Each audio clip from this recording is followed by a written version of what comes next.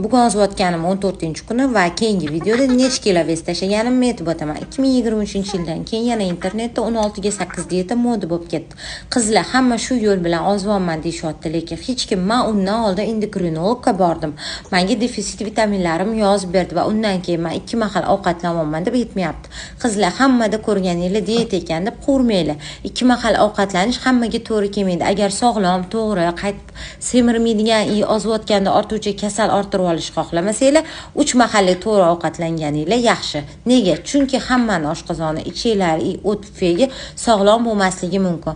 Ili toshlar yig'ilishi mumkin. Yana aytaman, siz 2 mahal ovqatlanishingiz uchun doktor nazoratida bo'lib, analiz topshirsangizgina u aytoladi. Lekin doktor siz o'zim vez tashlayman, sog'lom ravishda desangiz 3 mahal ovqatlanasiz, qorin och qolmaydi. Ko'zingiz bilan ovqat qidirib yurmaysiz, diyeta qilaman deb uyda yotmaysiz, qorningiz to'q, ko'zingiz to'q, energiyaga boy hamda sog'lom ozasiz.